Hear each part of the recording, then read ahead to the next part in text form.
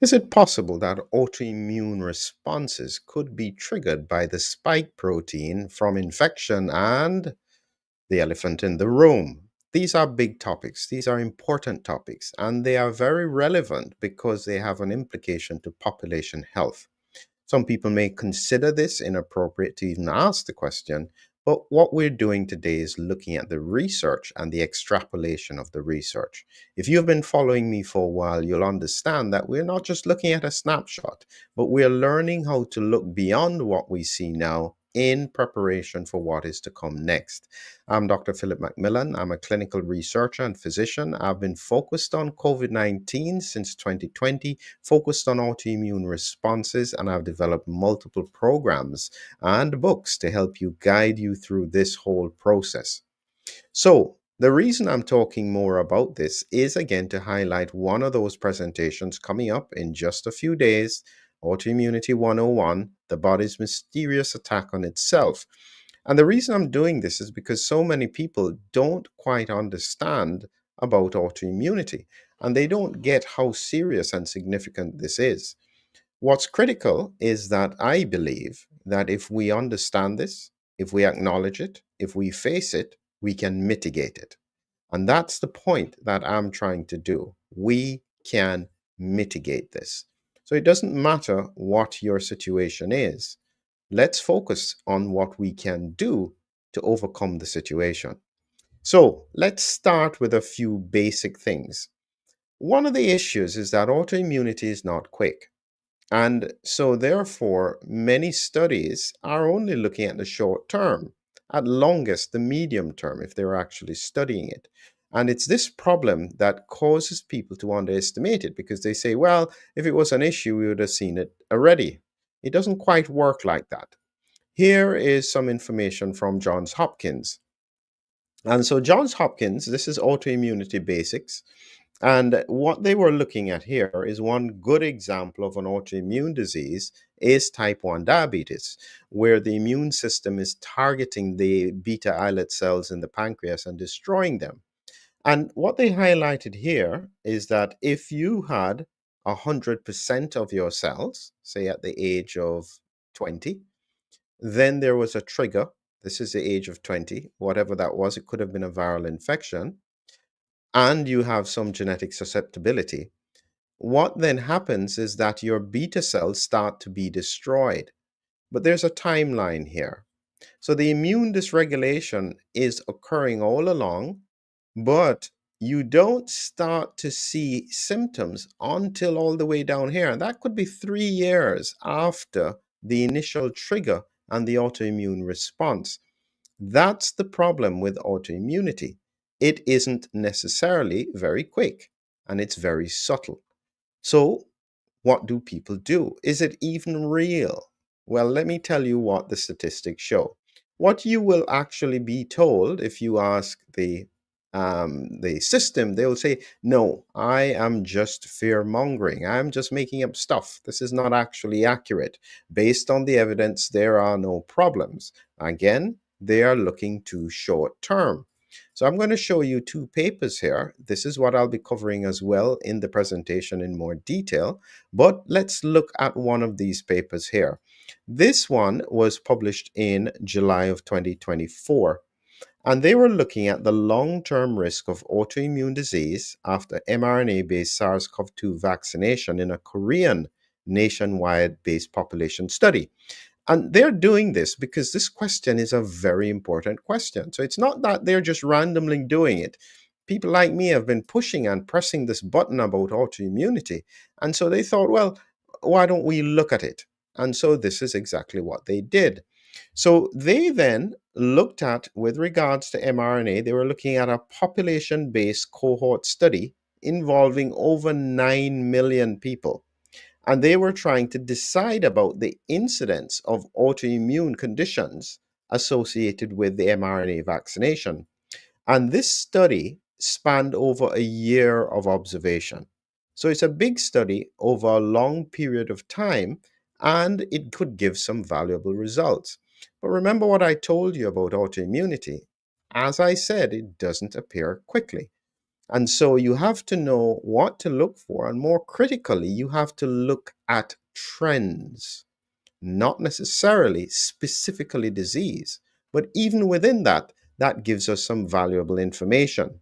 So let's look at what they found from looking at these trends here. So, as I said, they are looking at the long term autoimmune diseases.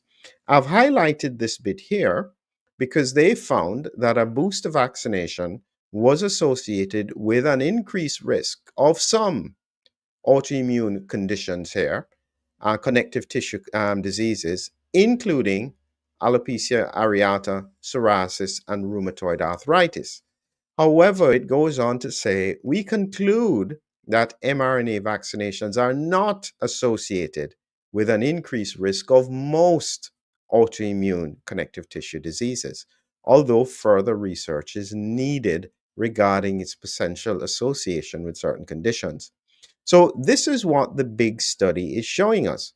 So, you may think to yourself, well, that's pretty good news. It doesn't show any relevant, significant findings. Again, I say you have to learn to look beyond the superficial. Let's look a little bit more detail as to exactly what they found in the paper. So, when we look here, this is alopecia areata, that's hair loss. In red is mRNA vaccination. It's blue is controls. When something doesn't have an effect, this is what I expect to see. Red and blue are together. I mean, at the end here, you see a little change, but nothing much. In this one, in this form of alopecia, it seems that you had less of it compared to the controls. Similarly with psoriasis. Vitiligo is a little bit closer together. But you can see, look at Behçet's disease here. Now, what that indicates is that vaccination is clearly having an impact on the immune system. So, in these conditions, it seems to be reducing the risk. But you have to remember, as I said, that if it causes a change one way, you're going to get a rebound effect. And so, this is a really important point that if you are seeing a reduction in certain autoimmune conditions, it suggests there is a mechanism, and it could be something like IgG4, which is immune suppressive, that is impacting the presentation of disease. You may say, oh, well, that's great news. No, it's not, because when the IgG4 antibodies disappear, you're going to get a rebound. And that rebound is going to cause an increased presentation of disease. Now, they did have some conditions that had a higher risk based on here. You can see bullous pemphigoid.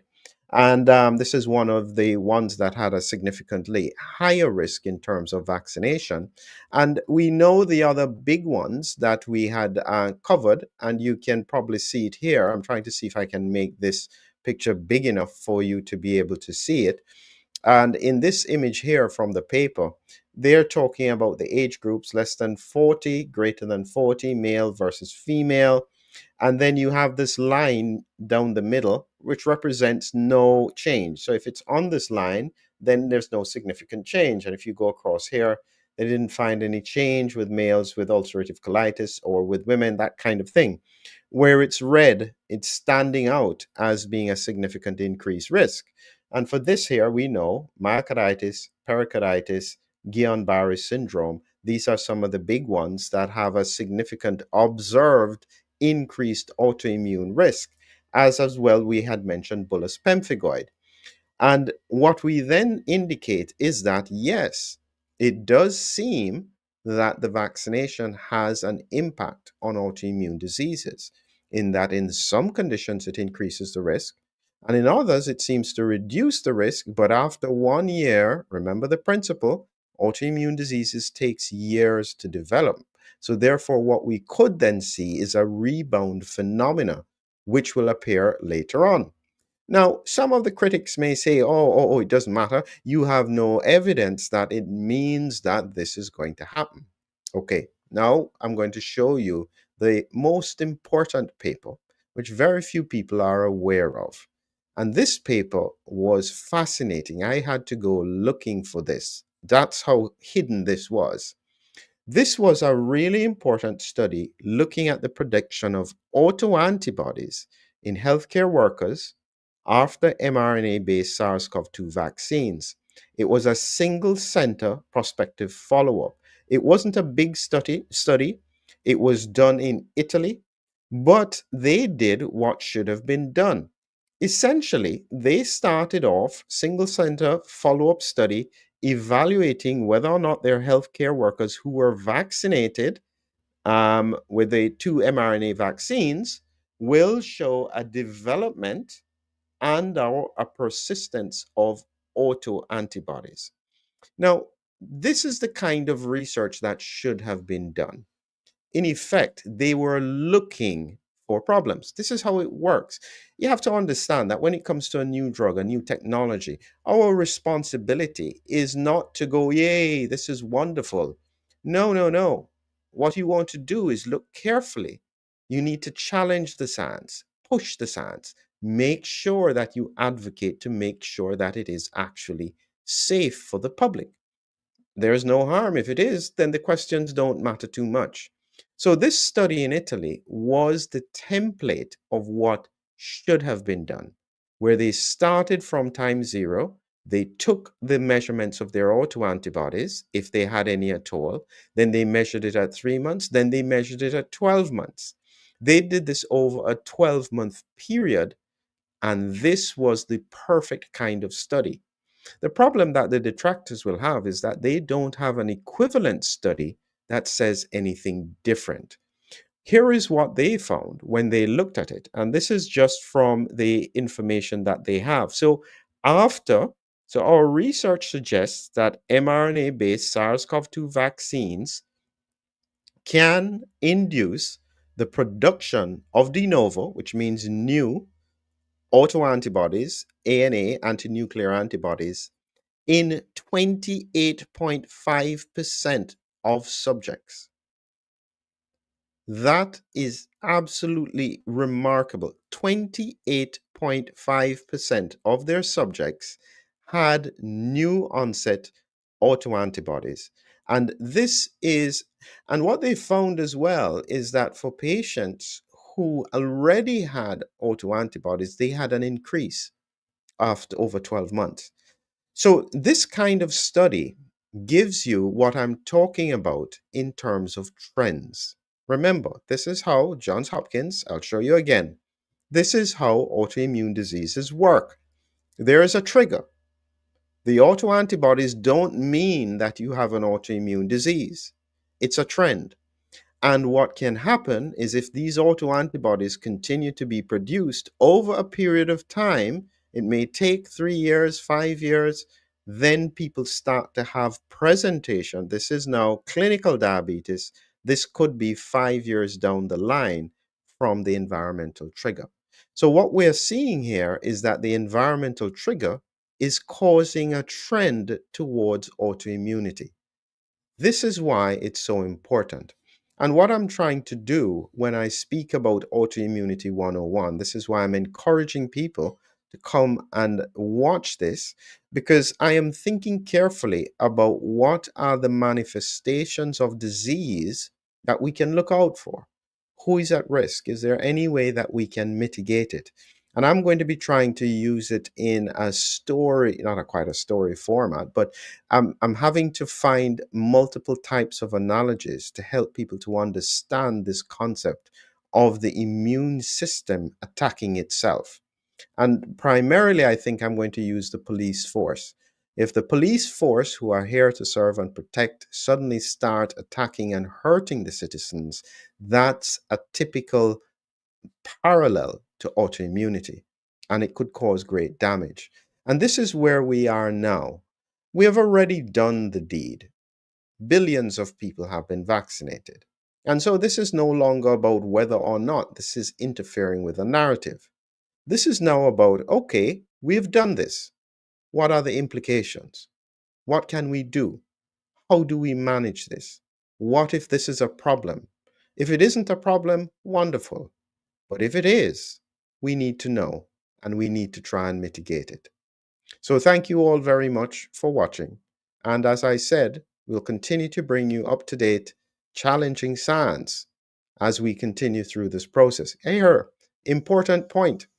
Coming up in just a few days is my interview, where I'm going to be interviewed by Steve Kirsch. This is on Thursday, the 16th of January, 7 p.m. ET. It's going live on Rumble and X, vacsafety.org. Please follow along there. I normally do the interviews, so it's unusual for me to be given the mic to be interviewed. And so I'd really appreciate the support. And in those times, I usually get a chance to explain some of the concepts that I've been looking at over this time, especially predicting where disease is going based on the autoimmune paradigm. Look out for that as well. And as usual, have a great evening until we meet again.